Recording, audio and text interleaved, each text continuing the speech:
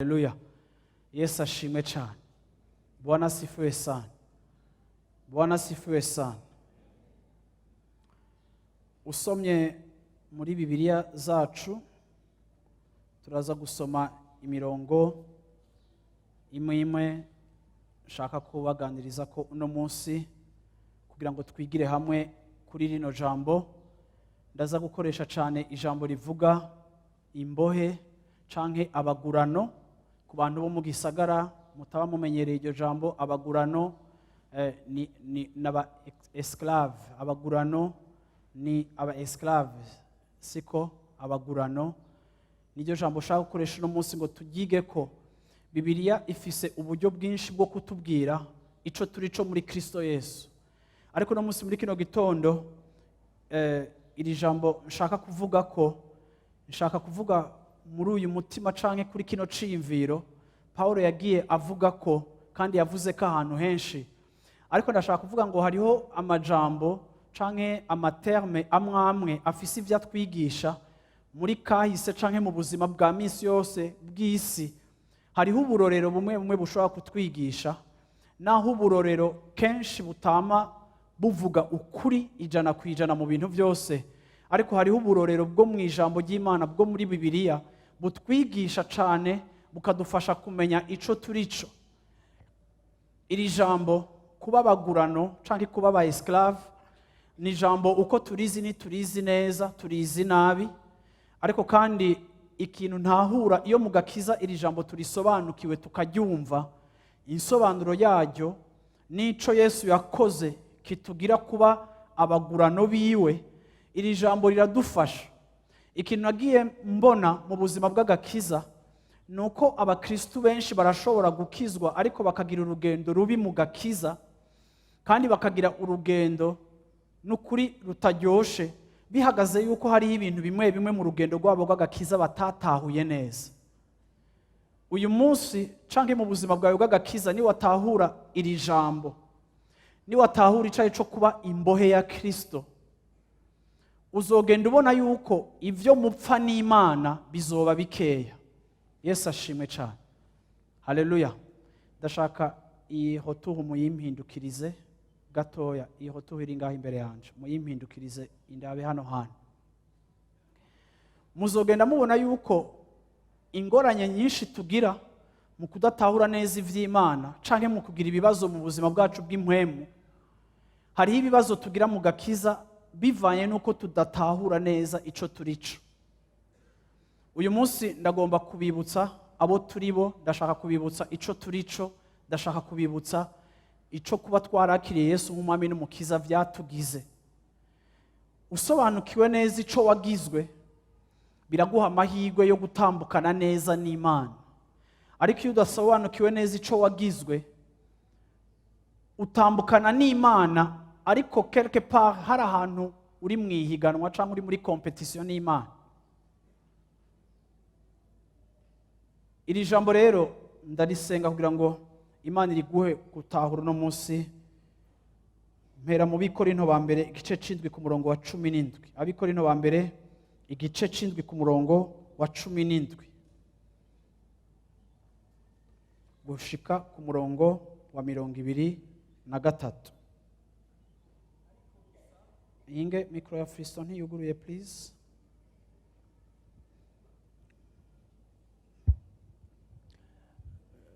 Diseti indwi guhera 17 kugeza kuri 23.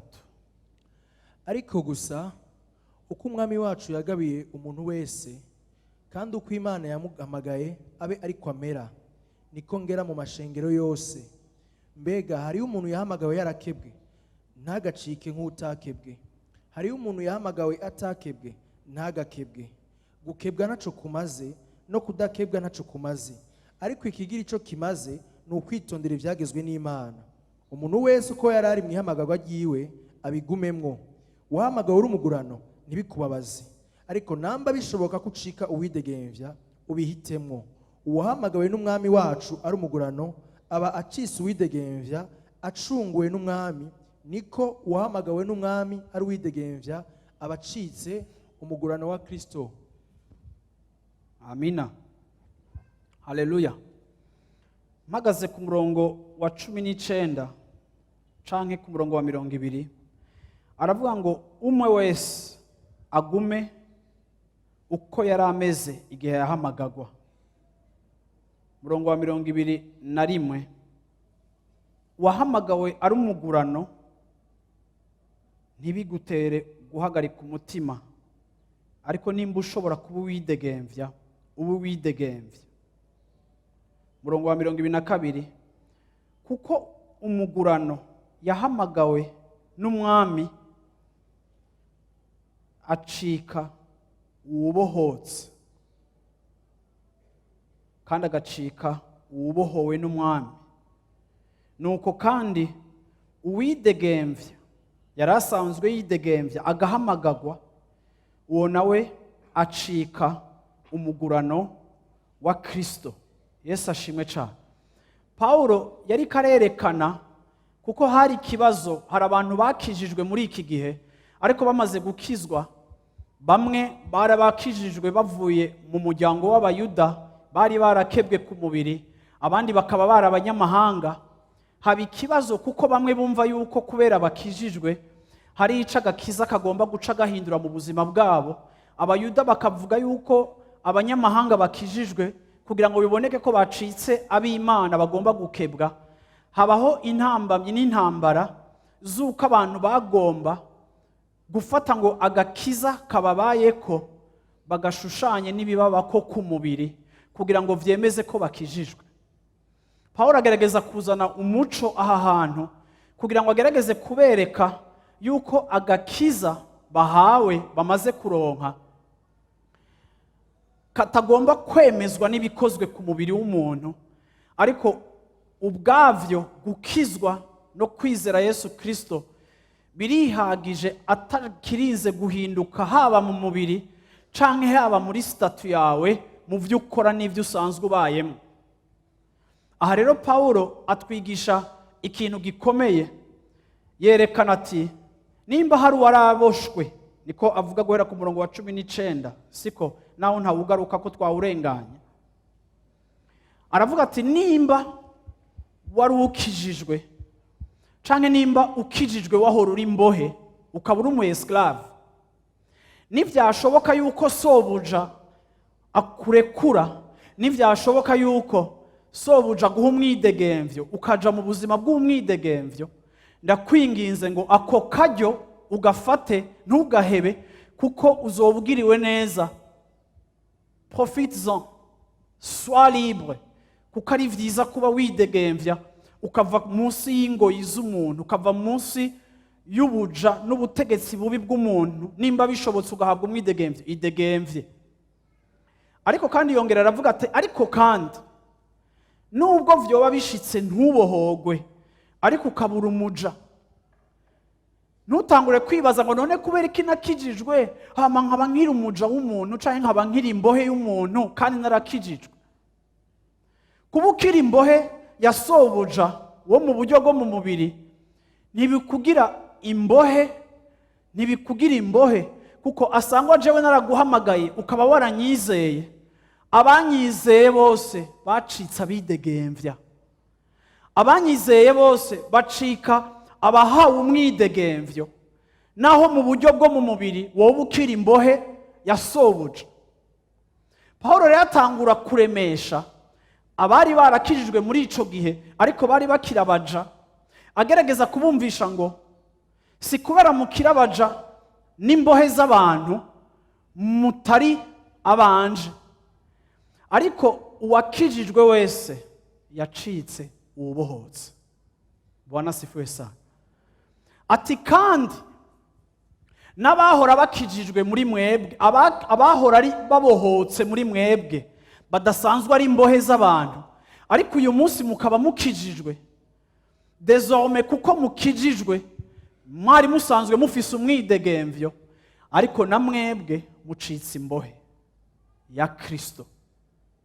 So kuri bamwe bahora bitwa imbohe z'abantu, bacitse abidegemvya muri Kristo.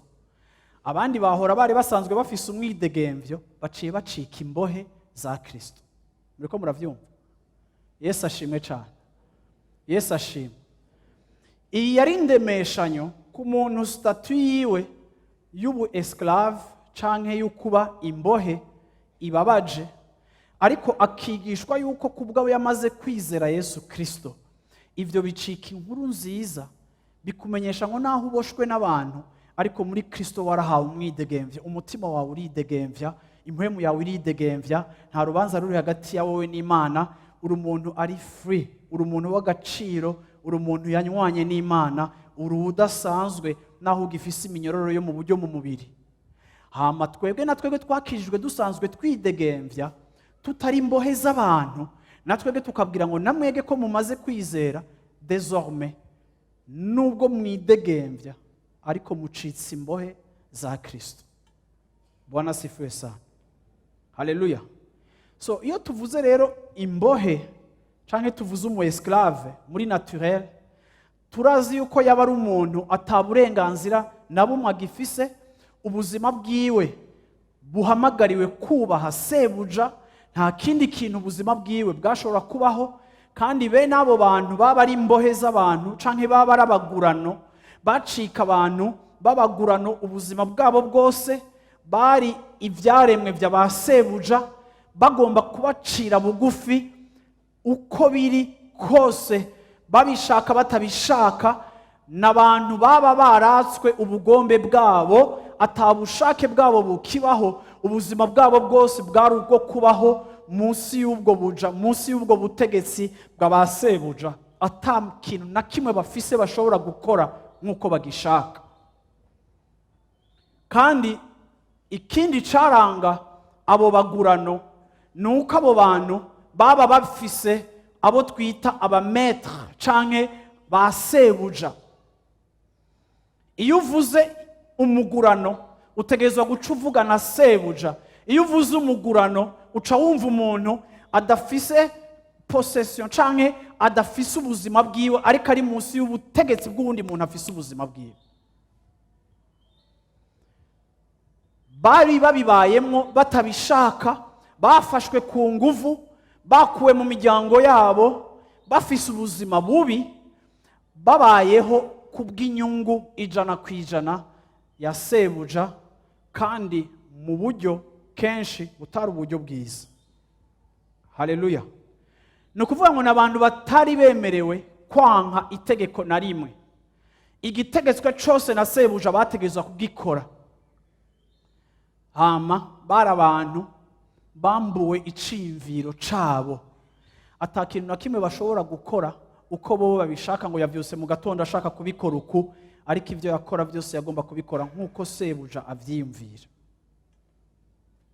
Usomye rero akavuga ngo ku murongo wa 23, akavuga ngo nuko rero mwebwe mwacunguwe igiciro canke ikiguzi gikomeye, ntimusubire kuba imbohe z'abantu, ntimusubire kuba abagurano b'abantu, kuko mwaguzwe canke mwacungujwe igiciro gikomeye. Aha Paulo ariko ashira mu gaciro ico Yesu yakoze ku buzima, kugira ngo ubuzima bwacu bubohoke, igihe natwebwe twari tukiri imbohe, tuboshwe n'ivyaha, tuboshwe na kameremere zacu, tuboshwe n'ingeso, tuboshwe n'ibirongora abandi bantu bose bo mu gihe cacu.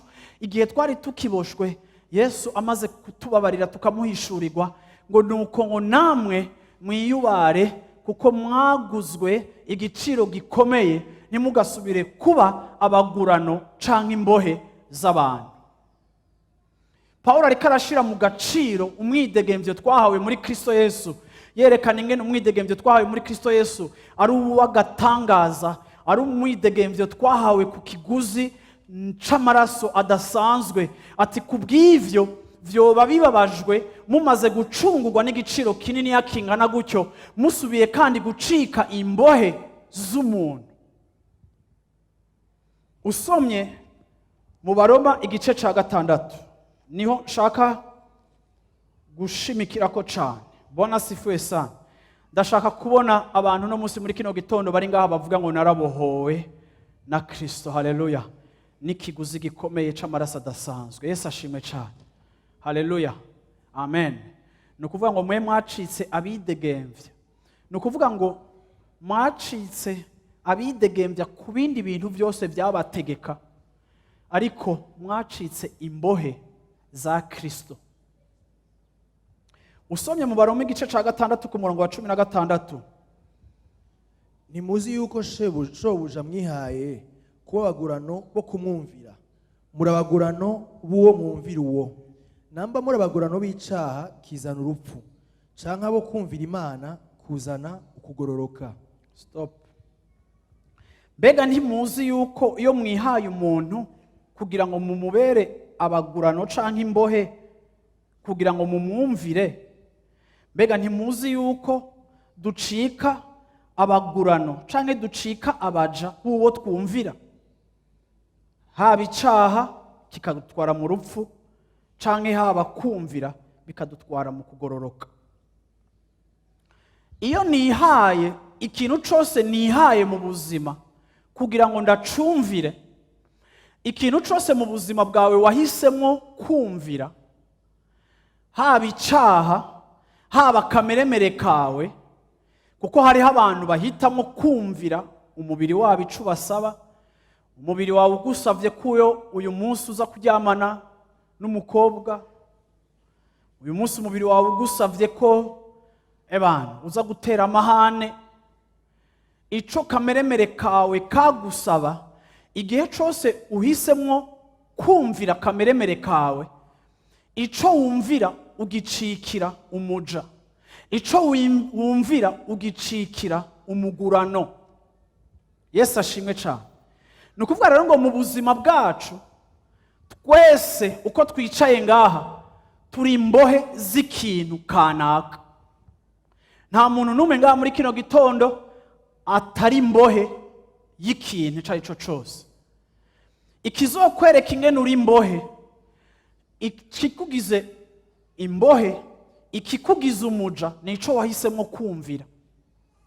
Nukuvuga ngo mu yandi majambo, mu mpwemu turashobora kuba turi imbohe igihe icaha kiba muri twebwe, icaha kiniganira mu mibiri yacu. Igihe cose ngomba gukora ico umubiri wanje ushaka, igihe cose numvira icaha c'umubiri wanje nkakora icaha c'umubiri wanje kinsunitse gukora, ico gihe mu buryo bw'impwemu bisobanura ko jewe ndumuja, ndi imbohe, ndumugurano w'icaha.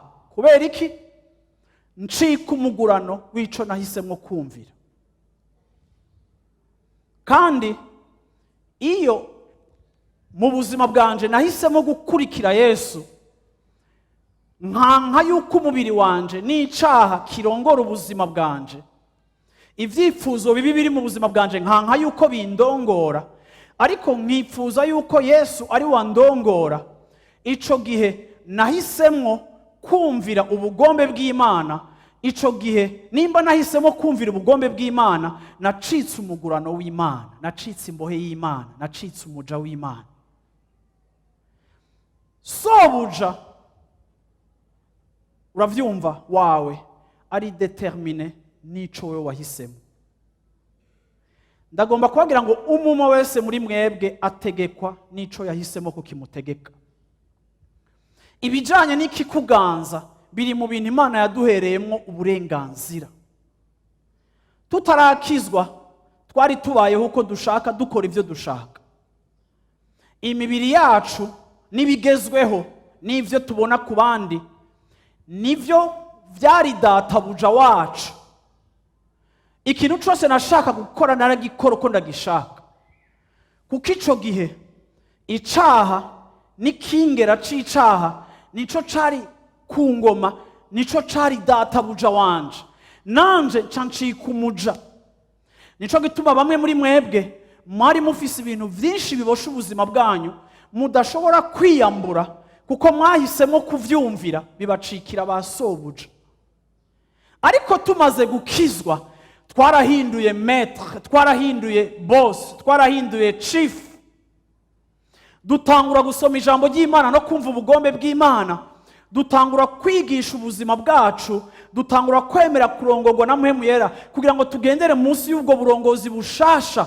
Haleluya! Ubuzima bwacu buca bucika imbohe zo kugororoka, kuko ibihimbara Imana nivyo vyacitse ibiduhimbara. Tugenda tugwana intambara yo kugororoka no kumvira Imana kuko twarahinduye databuja. Aba esclave muri ngaha, amina. Yesu ashimwe. Haleluya. Amen. So Bibiliya rero atweretse ngo uko biri kose turi abagurano, turi abaja. Amina. Yesu ashimwe. Amen. Itandukaniro rihari ya mwebwe mwakijijwe n'abagurano twiga muri histoire, barabagurano b'abantu canke bakababaja b'abantu. Itandukaniro rihari hagati ya twebwe nabo nuko bobo n'abagurano, barabagurano ku nguvu. Muribuka ko abatugiza abaja mu bihugu vyo hanze baje kudutora, bamwe ngaha muri Afrika baraje kudutora bakadutwara ku nguvu. Abagurano bo mu isi baba bagurano ku nguvu, babitegetswe batabishaka, bakuwe mu miryango, batwawe mu buryo bubi. Ariko twebwe abakijijwe turi aba esclave volontaire, turi abagurano babihisemwo. Yesu ashimwe cyane. Bwana asifiwe sana.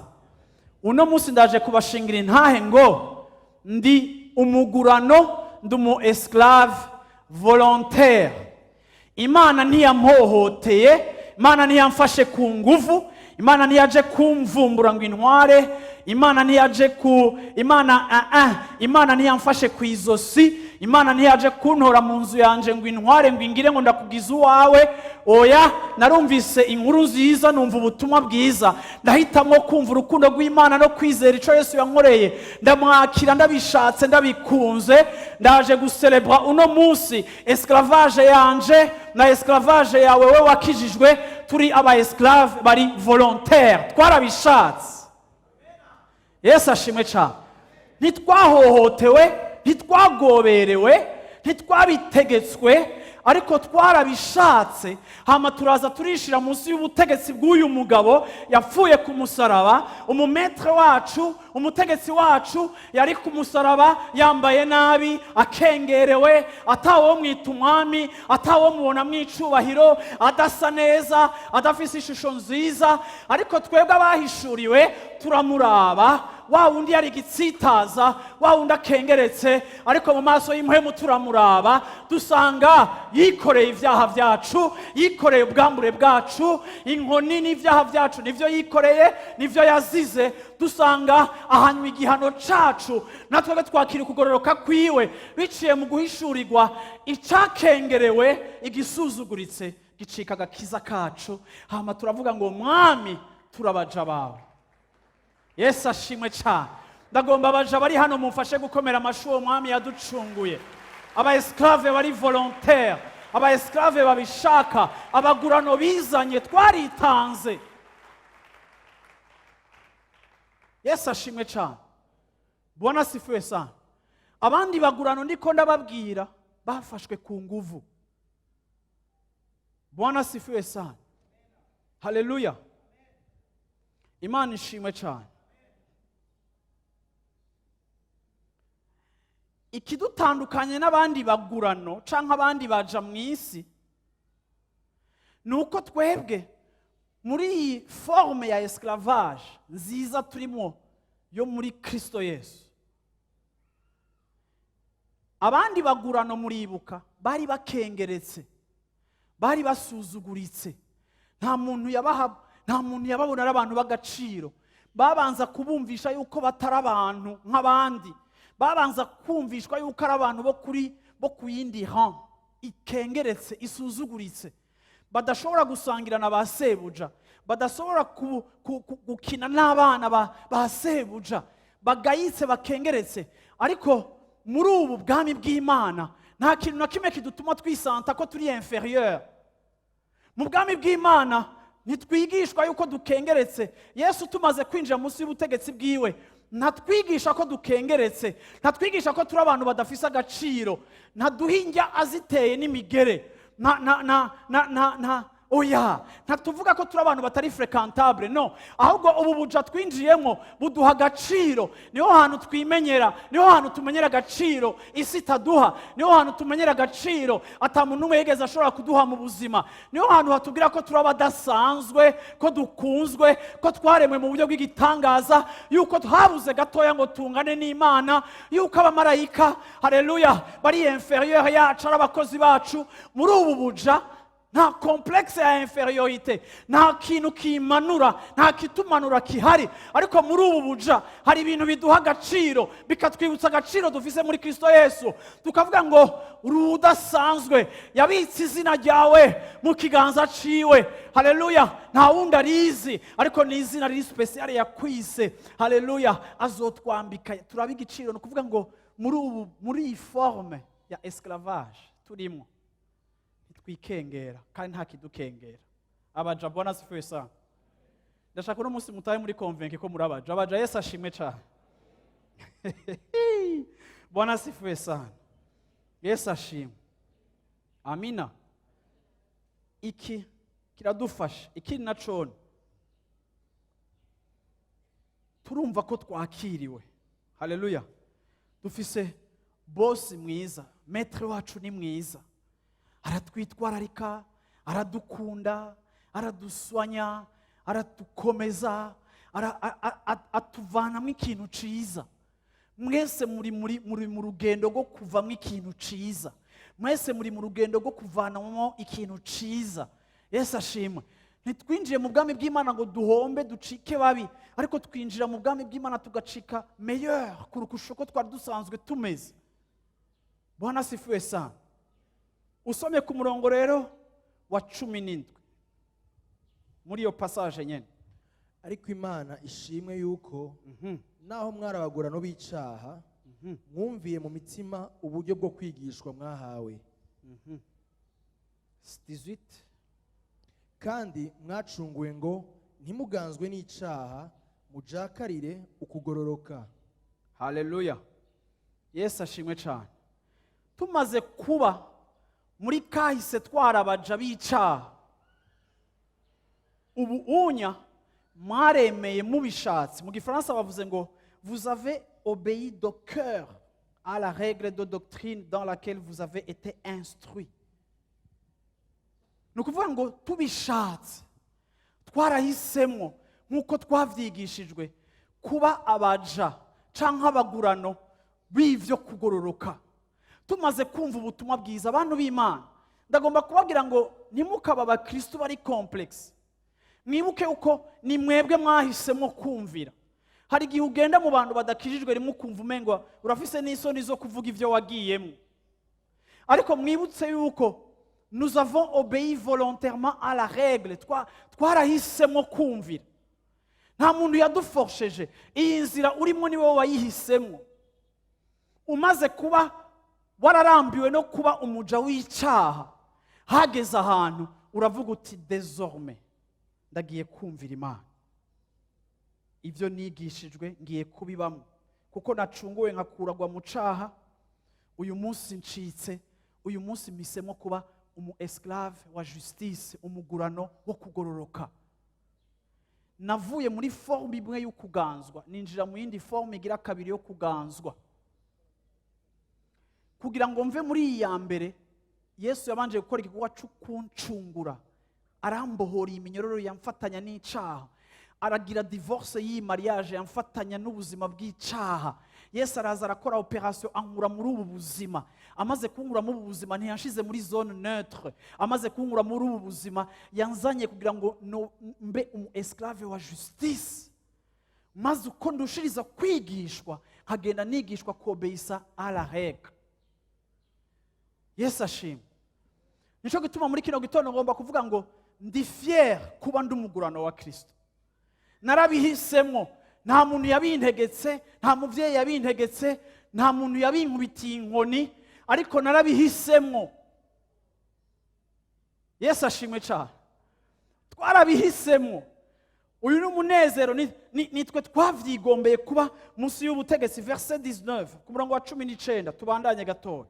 Mbivuze nk'imvugo y'abantu. Ndabivuze rero nk'imvugo y'abantu. Kubw'intege nke z'imibiri yanyu.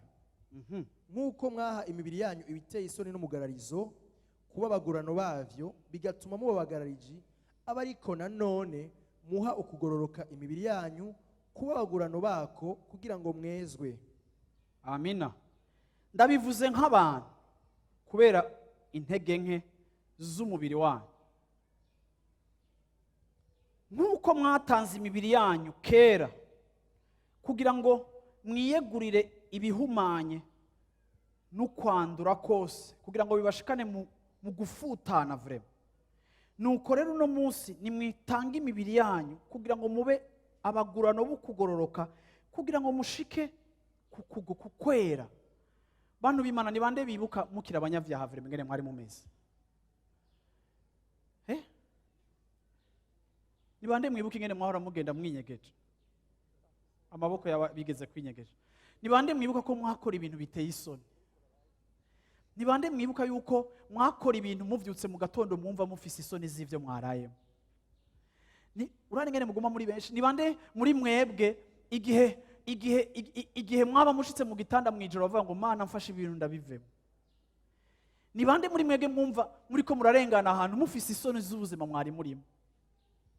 Urabona kijya gihe naho tutakunda ubuzima twari turimo, ariko kuko twari twaratanze imibiri yacu ngo tuyirivre à l'impurité, à l'iniquité, kugira ngo imibiri yacu tuyihe icaha n'amafuti. Bamwe mwagenda ijoro, abandi mwari mumeze nk'abantu biyivye, abandi mwari mwononekaye, abandi mwataha mudahwa iminsi yose, javero zari zarabamaze, abandi mwasimba ibipangu, uravyumva, abandi mwajya amajojo kugira ngo munyegeze ivyo mwanyoye. Twari malheureux, twari twononekaye, twari dufise ubuzima atari ubwo kwishimira, ariko kijya gihe twari ko tugenda twumvira uwo twahaye imibiri yacu kugira ngo atubere databuja, akadutwara uko ashaka, akadukoresha ibyo tutaryoherewe, vyadutukishije mu mazina yacu, vyaduhaye intahembi, vyadutuma atawo twizera. Ubwo nibwo buzima twari turimo, kandi twasa nk'uko databuja yasa. Ngo ariko tumaze kumenya uyundi databuja mushasha, tugarukana ubuzima bwacu mu maboko yiwe, tubushira amaboko yiwe. Ngo nuko rero ngo nk'uko mwahora mubikora mugatanga imibiri yanyu muri ijya forme ya mbere, nuko nuhunya nimutanga imibiri yanyu kugira ngo ibe livre, uravyumva, à la justice, hamukugororoka muriko muriha kubatware mu kwezwa. Nukuvuga ngo ukwezwa, gushika mu buzima bwo kwezwa ni processus itangurira igihe ubuzima bwacu tubwegurira ivyo kugororoka twigishwa vyo mu ijambo ry'Imana. Uko ivy'Imana bigenda bimbera umwami, uko ivy'Imana ngenda nishira munsi y'ubuja n'ububata bwavyo canke munsi y'ubutegetsi bwavyo, nishira munsi y'ivy'Imana, nkagaburirwa imfunguro zo kugororoka, uko ndazifungura zikabandanya kungira zintwara mu vyo kwezwa. N'urugendo rw'ico nihaye. Nk'uko vya mbere vyatugize kwingaruka, nta kundi ibi bishasha bitotugira kwingaruka. Sivyo abantu b'Imana? Sivyo abantu b'Imana? Naye shetani arakomeye kurusha uko Imana ikomeye. None nimba shetani yarabagize uko mwari mumeze, mbega Imana yo yonanirwa kubagira uko ishaka kubagira? Igishobora kutubuza ko Imana itugira uko igomba kutugira ni igihe tudatahuye iyi notion ya esclavage, iyi notion, igihe tudatahura ikiciyumviro. Munyumve neza, igihe udatahura ikiciyumviro cuko uri imbohe, biragoye yuko ivyo kugororoka bizoshishikara kugutwara ngo bishikane mu kwezwa, igihe utari sumi nk'uko wari sumi ukiri mu isi. Yesu ashimwe. Haleluya. Imana iduhaye uburenganzira bwo gushika ku byo kwezwa, ariko kandi twebwe responsabilité yacu ni ukugira attitude, ni ukugira inyifato. Ngira ndababwirega abantu b'Imana, twebwe ntidushobora kwihindura, ntidushobora kwitunganya, ntidushobora kwibohora kamere n'ibindi byose, ariko uko turushiriza kwiha Imana, uruhara rwacu twebwe no kwiha Imana, tukayiha akaryo ngo idukore, tukayiha akaryo biciye mu kuba mu ijambo, biciye mu kuba mu masengesho, biciye mu kuba muri ivyo, tukavuga ngo Mana ndaguhaye akaryo, ndagomba kwisumeta ku kugororoka kwawe, ndagomba kwishira munsi y'ubutegetsi bwawe. Uko wowe wemererera Imana kwigira ico ikoze mu buzima bwawe, nayone niyo biciye mu bushobozi bwa Mpwemu Yera izogenda ikreya resultat muri twebwe. Bamwe muri mwebwe mwarihaye akayoga mukiri mu isi, ariko uko mwarushirije kukiha, urabona naho wari ukiri muto, wasanga rimwe na rimwe niyo ufashe ikirahuri uri kurajugumira. Kuko akayoga wihaye ngo kakubere sobuja, kagukreyemo amadysfonctionnement mu manere yawe, ugasanga uri kuratakaza amafakulite amwame kandi ukiri mutoya. Akayoga wihaye, uravyumva, karagukwegeye, rimwe kagenda kukononera n'umuryango, kuko siho wari uri, ariko akayoga kari sobuja, aho kashaka ko wicara nabo mwicarana niho baba bicaye. Umugore akavuza urwamo, akakubwira amasaha utahirako, ariko ntushobore kuyatahako, kuko ga madamu umugabo wawe afise uwundi sebuja, afise uwo yumvira yahaye ubuzima bwiwe, niwe amubwira asanga apataha. Batanguye kukwirukana mu kabare, begeranya udutebe, uravyumva, twa dutebe two mu kabare muratubona. Batanguye kutwegeranya, niho wamenya ko hageze kutaha. Sobuja akakubwira ngo harageze kutaha. Bamwe n'iminwa yaratukuye, kubera uko sobuja asa niko yadutuririye n'iminwa. Nimba ujya yaratugize kw'inkomezi zikagaragara, n'uyu mushasha uwo twihaye tubishatse, apana ujya twasanze twaguye mu mitego yiwe, ariko uyu twihaye tubishatse, nitwarushiriza gushishikara kubishaka, azogenda duhindura, atugaburira ivyo kugororoka bidutwara mu byo gutungana. Yesu ashimwe cyane. Yesu ashimwe cyane. Bwira uwo mwisha uti umwami wacu aruta agacupa. Nta butegetsi na bumwe bwo mu buryo bw'impwemu wo kwiha ntibukugire kw'ivyamwa. Ico wihaye cose kikugira ko influence inyuma y'igihe ugasa nk'uko gisa. Nico gituma igihe narushije kwiha Imana neza, ntibishoboka ko ntagenda nsa nk'ukwisa. Impossible. Bano mwumvise navuze ngo impossible, vuga uti impossible. Yesu ashimwe cyane. Verset 20. Mukirabagurano b'icaha, mukirabagurano b'icaha, ntimwaganzwa no kugororoka. Ntimwaganzwa no kugororoka. Ni bande bavyemera ivyo biri simple, murakeneye ko nabisigura. Mukiganzwa n'icaha, ntimwaganzwa no kugororoka. Je murambona mumbabarire abantu bari hano hantu, abamama ndabahanura ikintu. Hari igihe winjira umugabo wawe atarakizwa, atashemije bakugwahobona wowe uri umuntu, ngo abadayimoni bose baragufashe, ngo wowe ngo ubona ngo hawobona wowe kweri, wowe wobona kweri shetani ata. Reka ndakubwire mama, hari ibintu uvuga atani ico bimaze. Erega uko amerewe biri determine n'umutegeka. Hari igihe tuzana ibintu vy'impwemu tukabizana ku bantu badakijijwe, hakubabwira ubutumwa no kubamira ivyamwa no kubabwira urukundo no kubabwira Yesu no kubasengera, ukaza kumusaba yuko agira comportement y'umukristo. Nugasaba umupagani kugira comportement y'umukristo, kuko Bibiliya iratubwiye ngo namwe kera yatubwiye gute? Mukirabagurano b'icaha. Mukirabagurano, mukiraba esclave, mukiboshwe n'icaha. Hari igihe muranibaza ko abantu bamwe mukirabagurano b'icaha, ntimwaganzwa no kugororoka. Ntimwaganzwa no kugororoka. Uriko utereka k'uburemere bw'ivyo kugororoka umuntu ataranakizwa. Ntarasumeta ubuzima bwiwe kuri uyu mwami abohora, ariko wowe utanguye kumushirako presiyo ngo aproduise ivyamwa vy'uwabohotse. Ushaka yama ivyamwa vyiza gute? Ushaka agire ingeso nziza gute? Atarahindura boss, atarahindura maître. Twari dukwiye kugira agahinda n'amarira no gusengera abantu, kuko rimwe mu cimanza, rimwe muremera abantu, rimwe mwibutsa abantu ico barico. Reka ndababwirega abantu b'Imana, nimba ari umuntu adakeneye kwibutswa ko ari umunyavyaha, ni umunyavyaha nyene. Nta muntu atizi, nta muntu atazi ubutindi bwiwe n'ubwambure bwiwe, ariko benshi hari igihe batabona uko bakwiye kubigenza. Iyo rero wowe uje ukamupompa resultat, ngo ariko kweri ngo nk'abana bawe bazokura gute bafise se atayitembako, ahantu ubona ko wowe Yesu reka kumuteroriza. Uravyumva bantu b'Imana? Je sinemera yuko condamnation vraiment ifasha umuntu, ariko evangelisation na patience n'urukundo birafasha umuntu. Ariko ndashaka kubabwira umunsi muri kino gitondo ngo natwebwe kera tukijakariye ibyaha ntitwareponda kuri appel y'ukugororoka, ntitwareponda kuri principe z'Imana, kuko turi kwa wapagani. Yesu ashimwe cyane.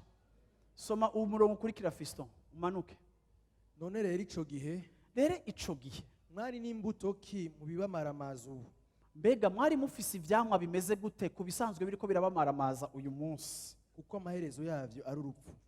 Quels fruits portiez-vous alors?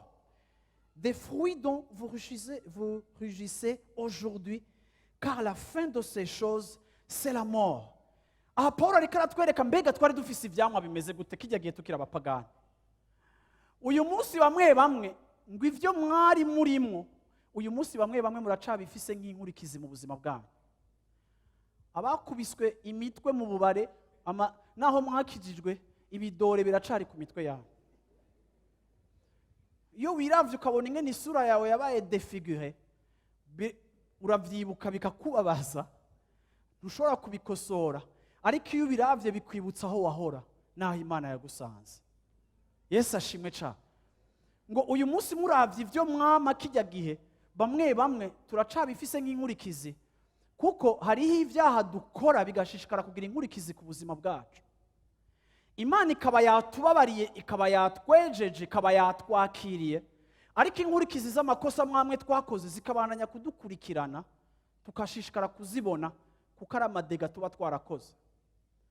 Wahombeye akiri umunyavyaha yigenza uko ashaka agahombera inzu yiwe ikagwa mu kamari, birashoboka ko naho wakijijwe iyo nzu itaragaruka. Niyo uyirenganya uribukatisha wewe Satani warantwaye ijya nzu kwere.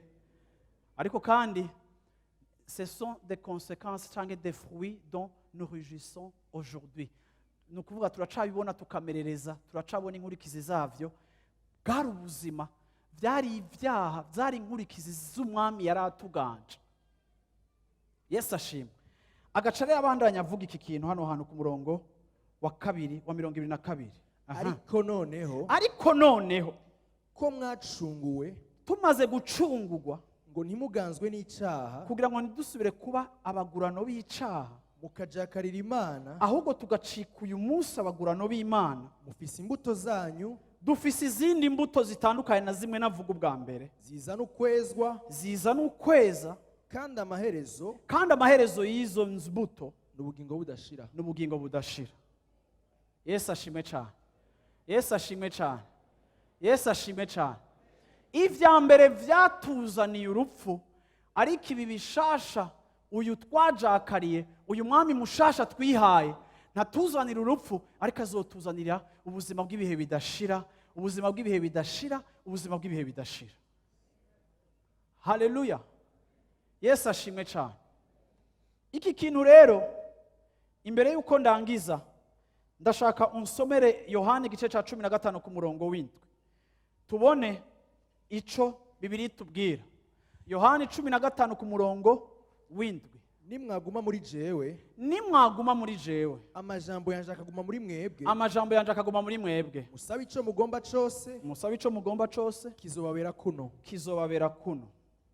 Okay. Nsomera Jean 10, 17, 18. Yohani 10:17 na 18. igituma data nkunda Igituma data nkunda nuko ndekura ubugingo bwanje nuko ndekura ubugingo bwanje ngo mpeze nsubire kubwabira, kugira ngo kandi nsubire kubwabira. nta n'umwe abunyaka Nta n'umwe abunyaka kuko mburekura ku bwanje, kuko ndaburekura ku bwanje. mfise ububasha bwo kuburekura, Mfise ububasha bwo kuburekura, mfise n'ububasha bwo gusubira kubwabira. mfise n'ububasha bwo gusubira kubwakira. Bwana asifiwe sana. Haleluya. Yesu yaratubwiye ikintu gikomeye kandi arico kitubera icitegererezo. Yesu yaratubwiye igituma se amukunda. Ndashaka uyu munsi mutahure yuko muri ubu buzima twagiyemo twarihaye Imana. Munyemerere nsubire kubibutsa yuko jewe mu kwizera no mu ntambara zo mu buryo bw'impwemu numva ko nkwiye kugwana. Ndatahura ubwa mbere na mbere yuko jewe narahisemo gukurikira Yesu nk'umwami n'umukiza w'ubuzima bwanje. Ndatahura yuko kameremere kanje idashaka ko nkurikira Yesu. Mu Bagalatiya igice ca 5 hatubwira ngo uravyumva ivyifuzo vyacu siko ivyifuzo vya kameremere kacu n'ubwansi ku vyifuzo vy'Imana. Yesu ashimwe cyane. Haleluya. N'ubwansi. Kameremere kacu ni inimitié contre Dieu. Nibishoboka yuko muri kameremere kanje habamwo ubujama n'Imana. Sinzi ko muko muravyumva. Maze imyaka 27 nkijijwe. Ariko muri kameremere kanje uwo bita Adamu wa mbere, uwo bita umuntu wa kera, uwo bita umubiri muri jewe, ico Bibiliya yitwa la chair. Kameremere kanje naho maze 27 nkijijwe. Kameremere kanje muri ko gatekeye mwigafe. Kuko gafise nature pécheresse, gafise nature ya Adamu. Harakaranga ka Adamu wa kera muri jewe. Ariko Bibiliya kanatubwira yuko hari n'akaranga ka Kristo kashizwe muri twebwe igihe twizera. Nukuvuga ngo iyi ntambara muri twebwe iratubamwo.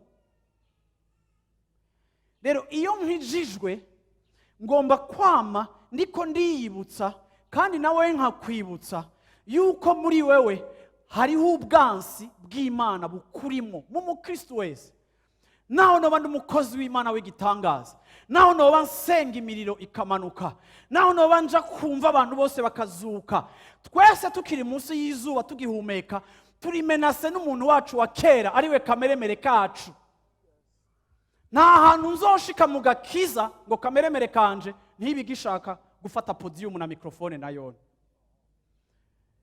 Gutakaza iyi vigilance nivyo bihora bituma abantu benshi bakorera Imana canke bahaguruka bagakoreshwa n'Imana bava ku izamu ryabo, mu nyuma bagakoreshwa na Satani. Satani agafata possession y'ubuzima bwabo akabakoresha ibintu biteza isoni Imana kandi biskandariza abantu b'Imana, kuko bibagiye yuko indani muri twege turafise ibintu muri kameremere kacu bifise ubwansi hagati y'ubugombe bw'Imana. Nico gituma ku munsi ku kwezi ngomba kwiha Imana no kurondera Imana no mu buryo bwo kurondera kubona kameremere kanje irushiriza gutakaza impact mfiseko kugira ngo jewe ngume nsumete ubuzima bwanje. Igihe nakira Yesu muri 92 naje kumwakira ndabishatse, ariko no mu gukurikira Yesu hagomba kwama hariho ikicimviro ca volontaria, hagomba kwama hari ikicimviro ca continuellement vouloir me soumettre, hagomba kwama hari ikicimviro cyo kwama nshaka kuza kumwishikanira kugira ngo arushirize gutegeka ubuzima bwanje, hamuko burushiriza kubutegeka ariko buproduiza ivyamwa vya sainteté.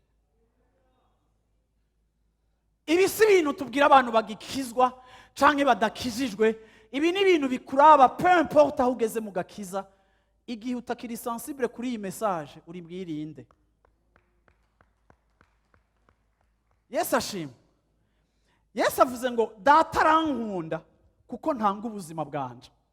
Mu yandi majambo, Yesu ari mu isi, ivyo yari karakora vyose mu kuza mu isi kudupfira, mu kwemera ko bamuvuma, mu guca mu bigeragezo vyose yaciyemo, ivyo Yesu vyose yari karakora yabikoze abishaka. Aravuga ngo igituma data nkunda nuko nshobora gutanga ubuzima bwanje, hama kandi kugira ngo nsubire kubuhabwa. Mu yandi majambo, igihe cyose utakaje ubuzima bwawe kubera Imana, igihe cyose iyo Yesu avuze ngo gutanga ubuzima bwanje, mu yandi majambo, igihe cyose dutakaza volonté yacu, igihe cyose dutakaza izo twita inyungu zacu, igihe cyose dutakaza ikintu twumva twari dukwiye gukora dushaka twumva ko kiryoshe, ariko tugasanga icyo dushaka gukora kiryoshe ntigihuriranye n'iciyumviro c'Imana. Igihe mfata icyo jewe nshaka nkagisakrifiya, nico Yesu avuga ngo igituma data nkunda nuko nzi gutanga ubuzima bwanje hama kandi nkasubira no kubwakira. Ni ukuvuga ngo icyo dusubira kwakira tumaze gutanga, c'est pas la même vie que celle qu'on a donnée, mais c'est une vie encore plus glorieuse que le Seigneur nous remet. Iyo ntanze ubuzima bwanje mba nkoze icyo kamere kanje kadashaka, nkaba nkoze icyo Imana ishaka. Ariko ngo iyo ndabutanze data arabunsubiza, ariko ntabunsubiza uko nabumuhaye, abunsubiza bufise urundi rugezo rw'ubwiza. Haleluya, Yesu ashimwe cyane. Haleluya. Ngo mfise ububasha bwo gutanga ubuzima bwanje, j'ai le pouvoir de la donner et j'ai le pouvoir de la reprendre.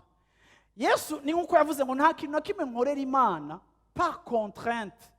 Ndafise ububasha bwo kuyiha kandi nkongera nkagira n'ububasha bwo kugaruka ku ngingo. Bantu b'Imana, ndaje kubabwira uyu munsi ngo biraryoshe kuba twarakijijwe tubishaka, biraryoshe ko twiha Imana tubishaka. Yesu ashimwe cyane. Nico gituma ndanka manipulation. Iyo ngiye gusenga ngenda gusenga ndabishaka. Yesu ashimwe. Niyo bigeze ko ndabihagarika ndabihagarika, nta obligation. Yesu yambohoye pour être libre, ariko Yesu niyambohoye ngo nje mu buja mu buryo canke ubundi, ariko ico nkora cose ndagikora ndamwumvira kandi nkagikora ndakiryoherewe, nkagikora ndagishaka.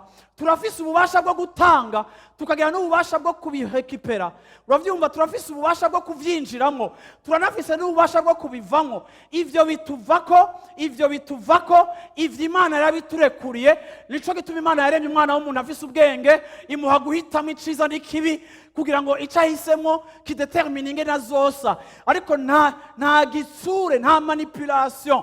Nico gituma ntemera yuko hari umuntu arinze kugukoropa mu mutwe kugira ngo ugire icyo ukoze, utange, usenge, ugire gute. No, ivyo dukora tugomba kubikora volontairement, kuko twarabohowe tuvanwa mu buja aho twakora ibintu tutabishaka, ariko tumaze guhamagagwa twahamagariwe umwidegemvyo. Hama ubushake nibwo butuma niha Imana, kandi ubushake nibwo bunatuma no bivamwo, ariko maze 27 ntarabivamwo. Haleluya. Kuko ubushake bwansunikiye kuba mu buja wa Kristo, kandi nasanze ari data buja mwiza, kuko uburyo ntova munsi y'ubutegetsi bwiwe ngo hagira ahandi hantu noronka nja, ariko kuva ndi munsi y'ubutegetsi bw'ubuzima bwanje bwarahindutse. Yesu ashimwe cyane. Yesu ashimwe. Bantu b'Imana, ibintu byo gukora ibintu ukabikora ku gitsure, ibintu byo gukora ibintu ukabikora kugira ngo wereke abantu, ntaco bimaze. Twakijijwe tubishaka, twamukurikiye tubishaka. So biranyorohera kuja muri discipline y'Imana, kuko mu kuja muri discipline y'Imana nije nashoze araga koko karanja kweri. Sindagahebera vraiment. Ndafise ububasha bwo kukwica, kandi kenshi cyane haguma nibaza ngo ni mpwemu. Haleluya. Yesu ashimwe cyane. Mbwiye mu cyacu turafise ubushake vraiment. Haleluya. Bwana asifiwe sana. Yesu ashimwe cyane. Yesu ashimwe cyane.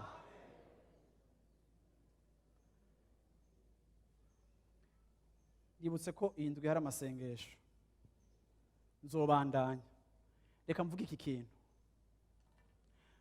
Abantu bose bakurikiye Yesu, hari abantu benshi Yesu bamukurikira heje kubakorera igitangaza, bamwe Yesu akabangira ko bamukurikira.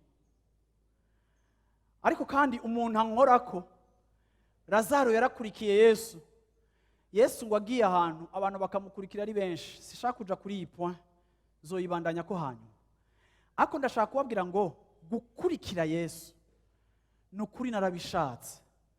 Ni wari ukeneye umunyezamu w'ivy'imwemu, ni wari ukeneye umuntu akubwira ivyo ukwiye gukora. Uravyumva? Ejo bundi hari umuntu yaje kunda barambwira ngo pastor ngo ndaje vraiment ngo ariko ndazi kuno munsi ngo urankubita uranyica. Asha ngo nje niteguye unkubita inkoni umvunagure.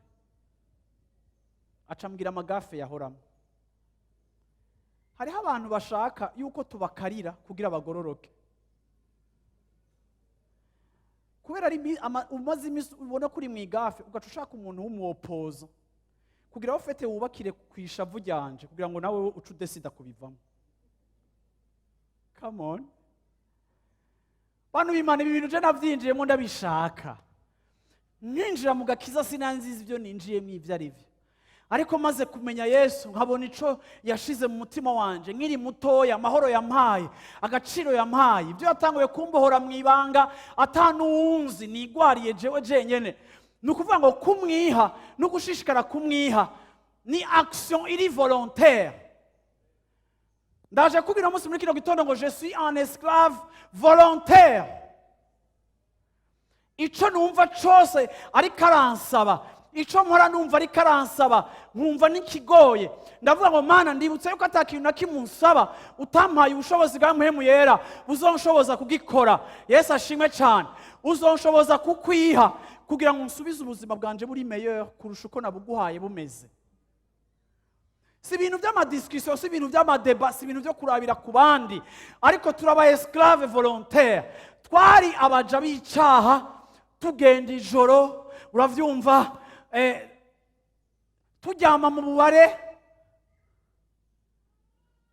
Hari abantu mbona ngaha nkibuka, twararara mu bubare batwugaranye mu mazu, ukajyama kuri twa dutebe two mu kabare, uravyumva, ukatupangana nuko twari twonze nyene, aho ukadupanga waborewe kugira ngo urindire ko babugururira.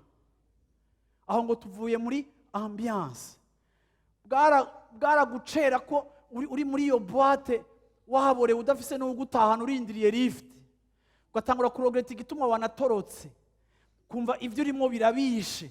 Ariko kandi tukavuga ngo byari bishushe. Muze mutinya abapagane be ko baravuga ko ibintu biryoshe byagira gute, ariko uyu munsi twifitiye umunezero utadusaba kuba babandi, utadusaba gupfa aho turaye, twisoneye, twambaye agashambara kacu, twiyubashe. Yesu turabaja, twarahisemo kumwiha, atugira beza, atugirira neza, aracatugirira neza. Nimushishikare kumwiha mubishaka, nimushishikare kwirekurira amaboko yanyu mubishaka. Ntihagire, reka nababwire abantu b'Imana, iyo utahuye kuri umuja w'Imana nta kintu cawe na kimwe Imana ndakontrola, na kimwe. Imana ikontrola umwanya wawe, Imana ifise ikivuga ku bagenzi bawe, Imana ifise ikivuga ku ifaranga ryawe, Imana ifise ikivuga ku bintu byose. Nasanze Imana atakintu na kimwe itavugako. Yesu ashimwe cyane. Ariko kuko twayihaye, twama tumeze nka Yesu, twama twemeza gutakaza ubuzima bwacu n'ibyo twita inyungu, kuko tuzi yuko ubikoze ko azodusubiza ubuzima bwacu ari bwiza kurusha ubwo bwari buri. Ndarangije mvuga ngo ndabaravye no munsi muri kino gitondo murabaja basa neza, mufashwe neza, mumerewe neza, yabagize beza, aracabagira beza. Yesu ashimwe cyane. Tubandanye kumwiha, tubandanye kumwishikanira, tubandanye kumwirekurira. Ni maître mwiza, ntadutwara bucuni na buhoro, ntaducisha ku biti n'amabuye, ntadusaba ico ataduhaye, ntatwiteze ko ico tudafise, ariko igihe cyose ambwiye ico anyitezeko aba yarakinshizemo, kuko ankunda. Ndaza ngiye exposa kuri Mpwemu Yera, nkagitanga, nkasanga ndiko ndashobozwa. Uno munsi muri kino gitondo ndiko ndacelebra esclavage volontaire. Turaba esclave beza bahisemo gukurikira Yesu.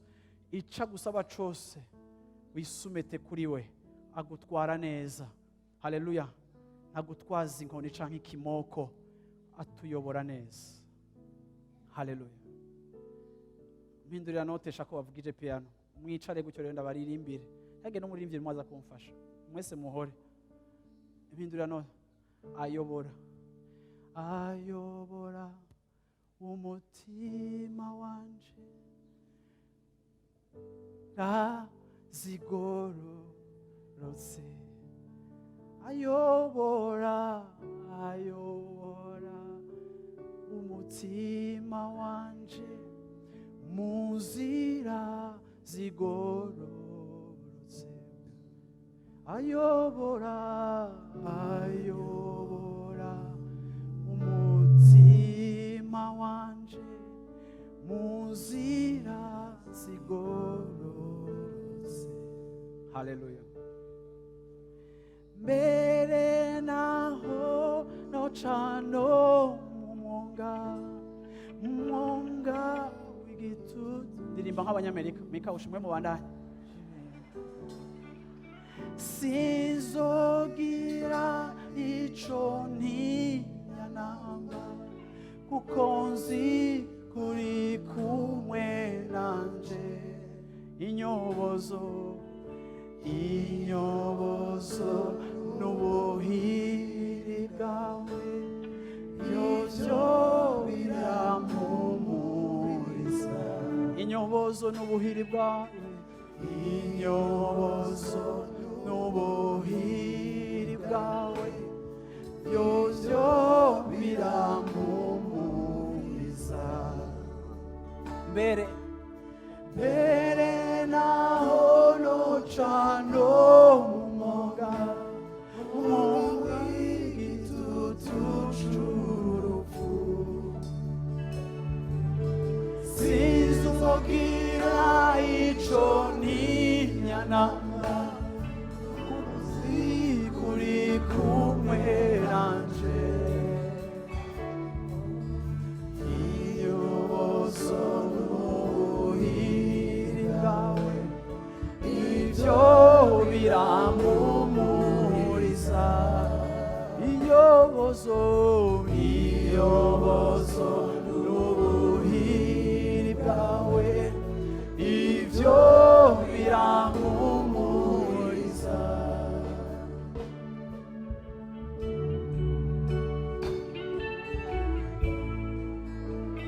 Chandela voz sheketsele voz. Hallelujah, hallelujah. Yes, udutwara neza, uturongora neza, udutwara neza, uturongora neza, udutwara neza, uturongora neza, udutwara neza, uturongora neza, udutwara neza, uturongora neza. Intwaro yawe, haleluya, nta gacinyizo karimo. Intwaro yawe nta gakengegwe karimo. Intwaro yawe, haleluya, nta guhohotera kurimo. Mu ntwaro yawe hari impore, hari impore, hari impore, hari impore. Oh, haleluya, haleluya, haleluya, haleluya, haleluya. Washobora gutangura gusenga aho hantu wicaye nyene. Yesu ashimwe cyane. Ushobora gutangura gusenga ukavuga ati Mana, gushimira ubutegetsi bwawe. Ndashaka kuba umu esclave wawe, ndagomba kuba umugurano wawe. Tangura wisengere. Haleluya. Ndashaka untegeke Mana, ndashaka untware Mana, ndashaka ubutegetsi bwawe mu vyanje vyose. Ndagomba gufata controle y'ivyanje vyose. Ndagomba gufata controle y'inzu yanje. Ndagomba gufata controle ya business yanje. Ndagomba gufata controle ya apele yanje. Ndagomba gufata controle ya mahorasyo yanje. Ndagomba kutegeka Mana, ndagomba kutegeka Mana. Ndavyishakiye Mana. Igihe nakwakira naravyishakiye, igihe nagutumbera naravyishakiye. Nta wanzanye mu bwami bwawe ku nguvu, ariko Mana narumvise amajambo yawe meza. Mana, niwe utudisiplina, niwe udutwara, niwe uturongora, niwe ku munsi udusaba ubuzima bwacu ngo tubuguhe. Ndagomba kuguha ubuzima bwanje Mana, ndagomba kukwiha Mana. Sindaheza kukwiha, sindarambirwa kukwiha, sizoheza kukwiha. Twama tukwiha, twama tukwishikanira, twama tukwihereza Mana. Nakaga twama tubabazwa igihe tutakwihaye uko bikwiriye, igihe twihaye kameremere kacu, igihe twihaye icaha, igihe twihaye databuja wa kera. Ubuzima bwacu burababazwa, ubuzima bwacu burakomeretswa, ubuzima bwacu burononekara. Mana, kuri uyu munsi muri kino gitondo turaje kukubwira nk'ishengero, turagomba kukwiha. Esclave volontaire, esclave volontaire, esclave volontaire. Oh, turabagurano babishaka, turabagurano babishatse. Turaje Mana tubishatse. Ndagomba kukwiha kuko nakwihaye muri 1992. Ndagomba kandi kukwiha, kukwishikanira, kukuyoboka, kuyoboka ivyo kugororoka kwawe, kugira ngo binzanire ivyamwa vy'ubugingo. Nkuko kera nayoboka icagezwe c'icaha kikazana urupfu mu buzima bwanje, uyu munsi ndagomba ngo bihinduke Mana. Ndagomba bihinduke Mana. Turagomba kukwiha Mana. Ishengero ryawe turagomba kukwiha Mana. Ndaguhaye umuntu wese ari hano hantu Mana. wageze ahantu agahagarika kukwiha, wageze ahantu akahagarika kukwiha Mana, wageze ahantu agahagarika kwisumeta, wageze ahantu akibagira ko uri maître, wageze ahantu araja muri competition y'ubutegetsi bwawe, wageze ahantu arafata controle y'ubuzima bwiwe, wageze ahantu arasubirana ibintu mu maboko yiwe, wageze ahantu agafata ibintu byose mu maboko yiwe Mana, wageze ahantu agasubira gukontrola Mana. Hari abantu bariko barasubisa Mana, hari abantu bariko barababazwa Mana, hari abantu bariko baraviva amakonsekanse y'igihe cyose basubiye kuba ba maître Mana. Nous ne sommes pas des maîtres de nos vies, ariko toi tu es le maître Papa, tu es le maître Papa de nos vies. Ni wowe ufata controle y'ubuzima bwacu Mana. Bamwe Mana bamaze kugenda nawe igihe kirekire Mana, barasubiye gufata controle y'ibintu bimwe bimwe. Hari ibisata n'amadepartement y'ubuzima bwabo basubiye gufata Mana, bamwe basubira gukontrola, basubira kwikoresha ibyo bashaka. Ariko Mana, igihe watubohora amaraso y'igiciro gikomeye, ikiguzi cyawe gikomeye, watubohoye kugira ngo ducike abaja bawe, ntitucidegembya ariko twagizwe abaja bawe Mana. Ndakweretse Mana abantu bavuye munsi y'ubutegetsi bwawe, ndakweretse abantu Mana yo mu ijuru bagize ibyo basubiye kwifatira uko bashaka, bakumva bo bikora uko bashaka. Ndabasengeye no munsi muri kino gitondo gushoboza umuntu wese ari hano hantu muri kino gitondo kubandanya kuza munsi ya discipline yawe, kubandanya kuza munsi y'ubutegetsi bwawe, kubandanya kuza munsi Mana. Tubishatse usubire udutware ku yindi ntambwe, usubire udushikane ku kindi kilometero c'urugendo rwacu, usubire udushikane ku bindi bihe by'ubuzima bwacu, usubire udutware ahandi hantu h'ubuzima bwacu, kuko tu es un bon maître. Hallelujah. Hallelujah. Hallelujah. Hallelujah. Hallelujah. Hallelujah. Turi imbere yawe Mana, turi imbere yawe, utugenze uko ushaka. Turi imbere yawe, turi imbere yawe Papa, turi imbere yawe Mana, turi imbere yawe. Dutwara aho ushaka Mana, dukoresha icyo ushaka Mana, tuvane mu icyo ushaka Mana, dushikana aho ushaka Mana, dukure mu icyo dushaka ko Mana. Ubuzima bwacu turaburekuriye mu maboko yawe Mana, ubugingo bwacu turaburekuriye mu maboko yawe Mana. Tugenze uko ushaka Mana, ni wowe uzi icyo ushaka kutuvanamo, ni wowe uzi icyo waturemeye, ni wowe uzi icyo wadushizemo, ni wowe uzi ubwiza buri mu buzima bwacu. Turi imbere yawe Mana, apana ngo gutakaza umwanya, ariko Mana kuko tugomba yuko utuvana mu icyo ushaka.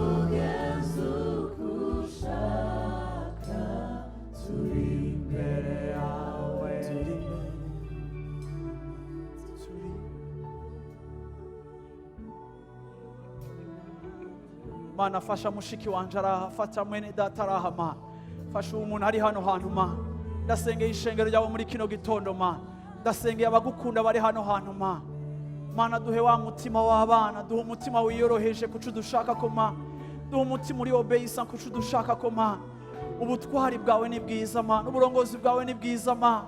Ndasenze Mana kugira ngo dushoboze Mana, shoboza umuntu wese ari hano hantu Mana. Ndasengeye Mana uwo muntu Mana agifise ibya control mu buzima bwiwe. Ndasengeye Mana mu ijuru uwo muntu ari rebelle kubikwerekeye Mana. Ndasengeye Mana uwo muntu Mana mu ijuru muri wafise Mana ukugarariza ku byawe Mana. Mana tujane Mana, tujane Mana. Ntaco byaba byaratumariye kuba twaratanguye urugendo nimba atari kugira ngo wowe udutware gushika ku iherezo ryawe Mana. Nta kuntu watubereye mwiza igihe twakizwa ngo hama tugeze hagati ntutubere mwiza. Uhora uri mwiza ibihe byose, uhora udutwara neza ibihe byose, uhora uri umwungere mwiza ibihe byose, uhora uri umuyobozi mwiza ibihe byose.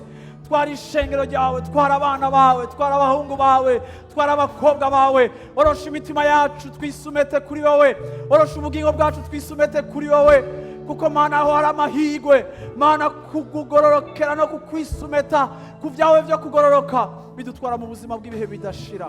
Shoboza umuntu wese ari hano hano no munsi muri kino gitondo, shoboza ishengero ryawe muri kino gitondo. Haleluya, haleluya, Haleluya, shoboza umuntu wese ari hano hantu Mana. Shoboza umuntu wese hano hantu. Haleluya. Munyemerere basi umunota umwe duheze. Uhagaze ku maguru yawe udugije ibiganza byawe gusa uti Mana ndakwihaye vraiment. Nitwaheze iri sengesho muca mutaha. Amaboko yanyu hejuru. Haleluya. Numva ikintu kiri foho mu mutima wanje. Numva ikintu ndacensista ko mu mutima wanje. Haleluya. Ndashaka dusengere hamwe. Haleluya. Uti Mana nshoboza Mana. Shoboza Mana. Shoboza Mana. Shoboza Mana. Shoboza Mana. Shoboza Mana. Haleluya. Haleluya. Niwe yorosha umutima wawe.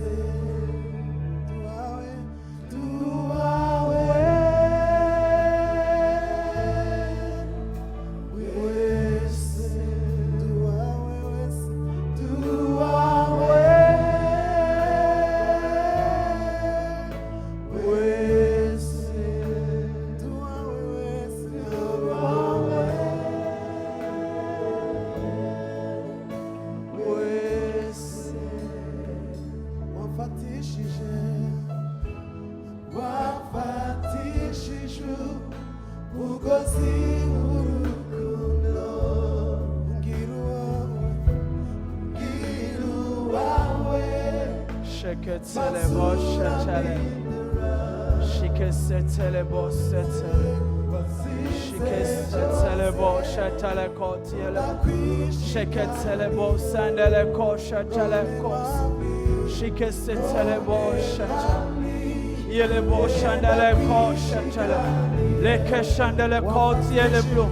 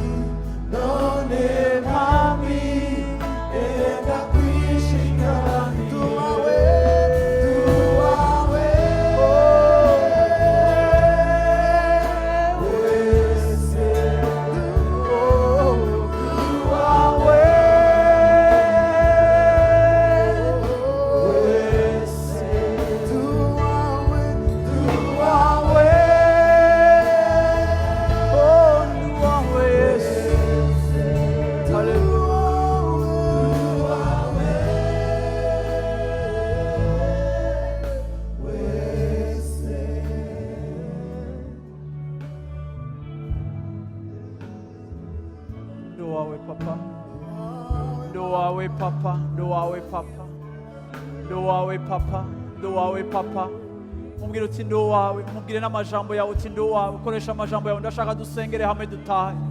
Mubwire haleluya uti Mana ndo wawe Mana, naremeye kuba wawe, atakagobero karimo, naremeye kuba wawe, ndagomba kuba wawe, ndagomba isengesho rya consécration, uti Mana ndo wawe kandi ndakwishikaniye ndakwihaye. Haleluya, ndasubiye kubiha agaciro, ndasubiye kuvyibuka, ndasubiye kubishira mu gaciro. Ndo wawe Mana, ndo wawe Mana. Nduwawe Mana, nduwawe Mana, nduwawe Mana, nduwawe Mana, ndagomba kurushiriza kuba wawe, ndagomba kurushiriza kuba wawe Mana, ndagomba kurushiriza kuba wawe Mana, ndagomba Mana ko amasinye y'ivyawe Mana agaragara mu buzima bwanje, ndagomba yuko Mana imbuto zawe zama mu buzima bwanje, ndagomba Mana ku buzima bwanje bwama imbuto zawe. Mu gihe kera tukiri abanyabyaha ubuzima bwacu bwarama imbuto z'ivyaha twagenderamo, Mana uyu munsi turagomba kwama Mana ivyawe. Shoboza kwama ivyawe Mana, shoboza kwamira abanyegereye ivyawe Mana, shoboza kwamira famiye yanje ivyawe, shoboza kwamira igihugu canje ivyawe, shoboza kwamira abagenzi banje ivyawe, shoboza kwamira abanzi ivyawe, shoboza kwama, shoboza kwama. Turagomba kwama Mana, turagomba kwama Mana. Ndasambuye infertilité yose, ukutama kose uzimangane Mana. Ndagomba kwama Mana, ndagomba kwama Mana, ndagomba kwama Mana, ndagomba kwama Mana, ndagomba kwishengero ryawe ryama muri kino gitondo, ndagomba kwishengero ryawe ryama muri kino gitondo. reka life center yame, reka life center yame, reka life center yame, reka abana bawe hano hantu bame, reka uyu muryango wame, reka uyu muryango uvyare, reka uyu muryango uproduise, reka uyu muryango wame, reka abantu bame ivyawe, reka twame ivyawe ma.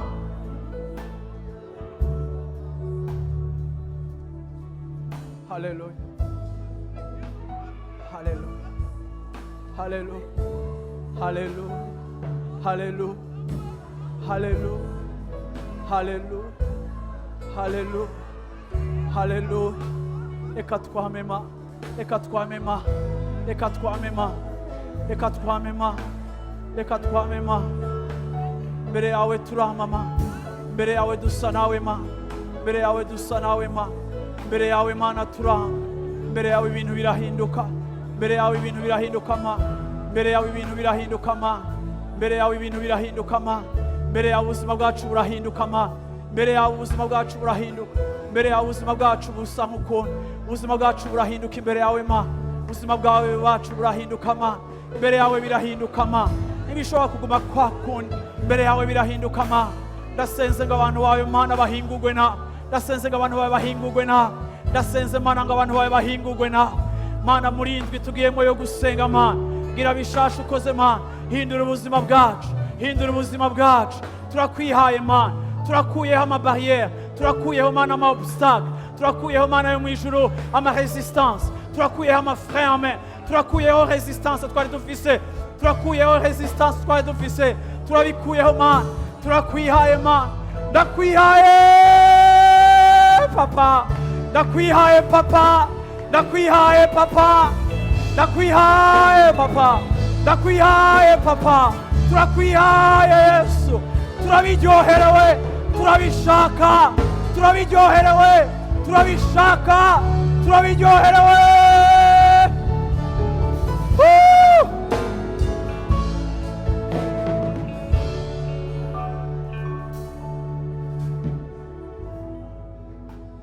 Mani bahezagire mumfashe mutahe. Bye. Bye. Bye. Bye.